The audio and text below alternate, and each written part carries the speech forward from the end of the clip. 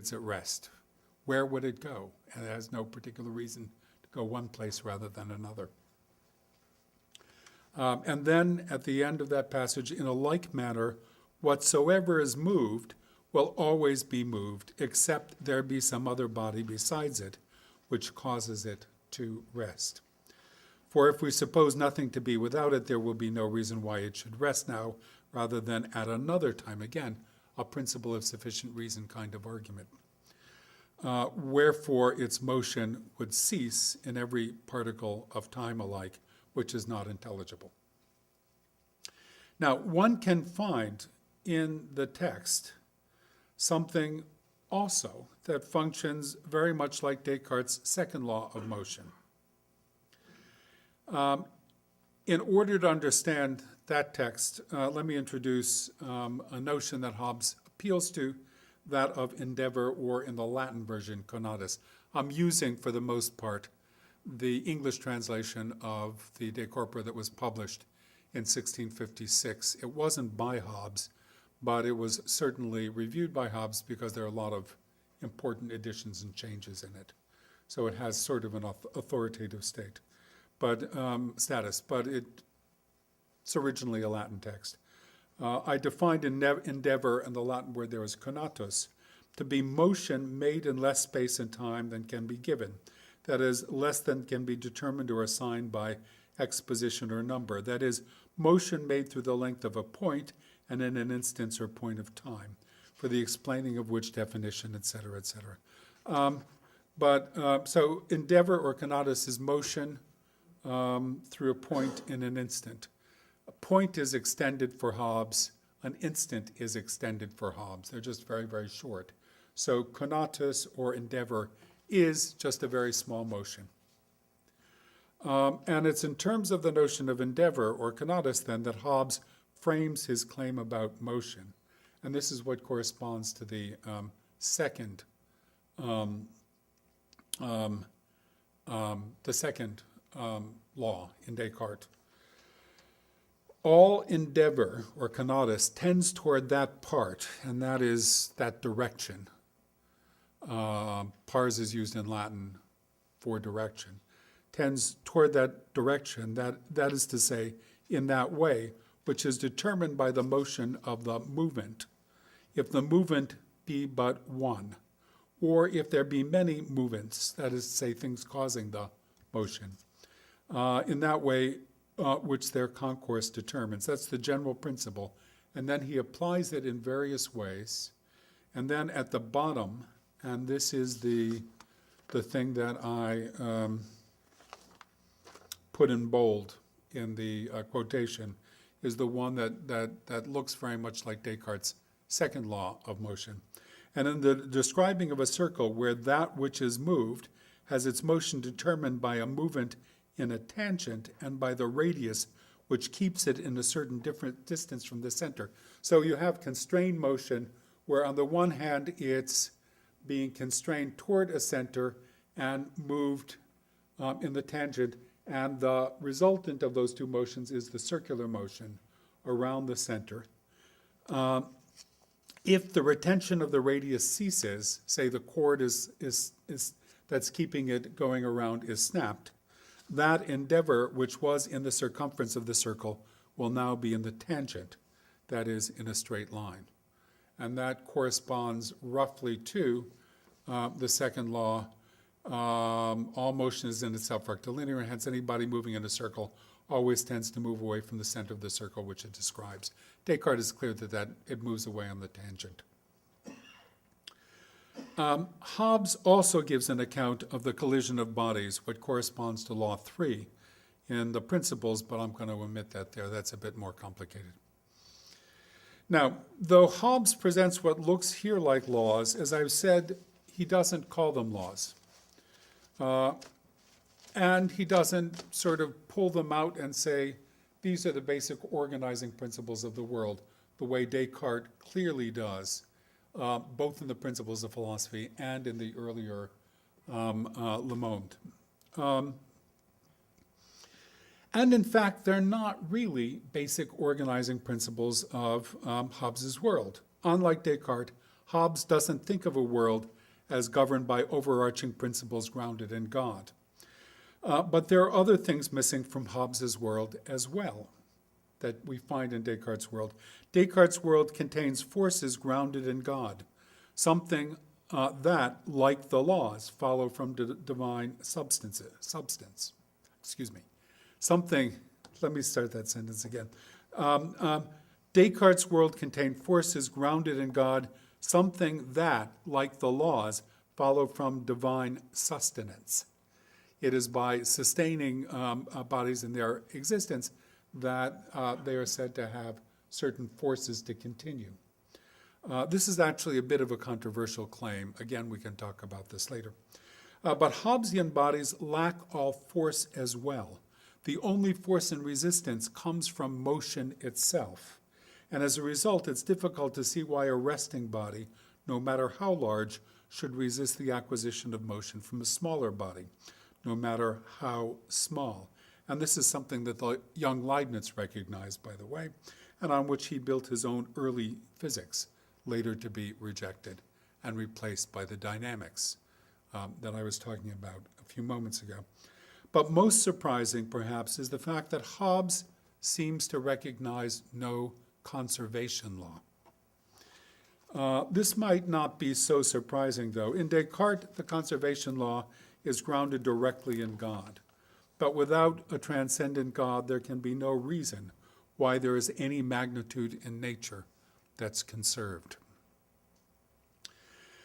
Now, I've emphasized that for Hobbes, these facts about bodies in motion are not grounded in God in any way, unlike Descartes. But then one might argue there still are these things that correspond to Descartes' three laws of nature. But how does he establish them? We looked a little bit at the proofs, and I think that it's quite clear that, at least in the couple of proofs that we looked at, something like the principle of sufficient reason is playing a significant role in the arguments. But rather than look more carefully at that, what I would like to look is at Hobbes' own characterization of what it is that he's doing. And in chapter 6 of the De Corpora, he gives a kind of outline of the book that follows, parts 2, 3, and 4. And his characterization of parts 2 and 3 is particularly interesting. That's where we find these things that correspond to Descartes' laws of nature. In chapter 6, he asserts that philosophy begins with definitions. After the definitions, though, quote, we should first demonstrate those things which are proximate to the most universal definitions, in which consists that part of philosophy which is called first philosophy, and part 2 of the De Corpora is titled first philosophy. And then those things which can be demonstrated through motion simplicator, in which consists geometry. Which is to say, these facts about motion are taken to be eternal truths of a sort, either things that follow directly from definitions or what he called geometry. It's worth pointing out, by the way, he had a kind of idiosyncratic conception of geometry. What he calls geometry is not necessarily what it is. It certainly isn't Euclidean geometry, and it wasn't what everybody else called geometry. But nevertheless, he thinks of these constraints on motion as being either direct implications from definitions or what he calls, in a broad sense, geometry. But these are going to be eternal truths. They're not grounded in God. They are grounded in reason, basically. So to conclude the discussion of Hobbes, what Descartes takes to be laws grounded in God are for Hobbes eternal truths that are, in a broad sense, geometrical. The world is ordered for Hobbes, but it is not ordered by God. It is ordered, so it would seem, by the eternal truths of reason and geometry. And And finally, we get to the most puzzling, which is Spinoza. Spinoza presents a very interesting case. There's been a long debate about whether or not Spinoza was an atheist. But even if we think that he was a theist, there's no question that he denies the existence of a transcendent God. If Spinoza was a theist, his God was an immanent God. Now, Descartes' account of the laws of nature is grounded in the activity of a transcendent God. If Spinoza cannot appeal to a transcendent God, then in what sense can he make of the order of nature? Now, answering this question is a bit complicated in the case of Spinoza. Spinoza never wrote of physics, strictly speaking, and doesn't have an extended discussion of motion and the explanation of the behavior of bodies. But in the Tractatus Theologico-Politicus, the TTP, there's a very extensive discussion of the notion of natural order, particularly in connection with miracles. And then later in the Ethics, there is a short discussion of physics as a prelude to a discussion of the physiological basis of perception and the affects. And that's what it is basically that we have to work with in figuring out what Spinoza thought. So let me begin with the account of the order of nature in the TTP. This is earlier than the Ethics, of course, published in 1670.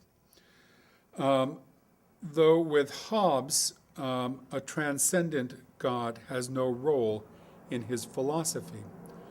Unlike Hobbes, in the TTP at least, Spinoza seems to recognize a world that is ordered by God.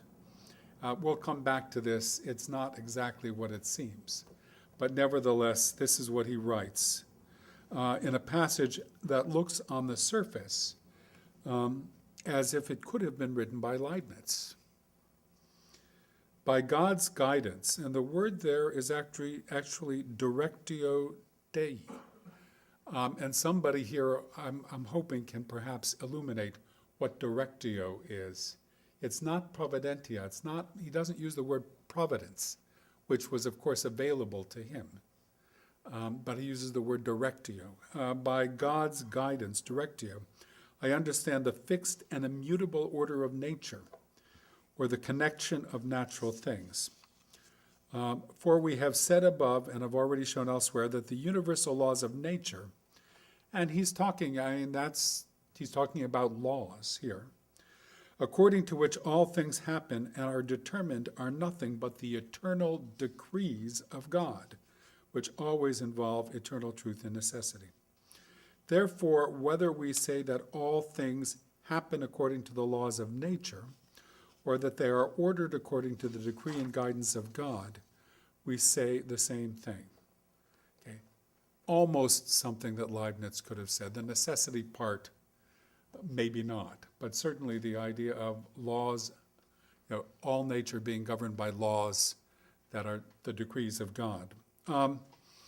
Though God may be an immanent and not a transcendent cause, it looks as if Spinoza recognizes that there are, first of all, laws of nature, and seems to hold that they are decreed by God and that they structure the natural world. And this leads Spinoza to an extremely interesting view of miracles. And I will read this whole passage because it is one of the more remarkable passages in Spinoza.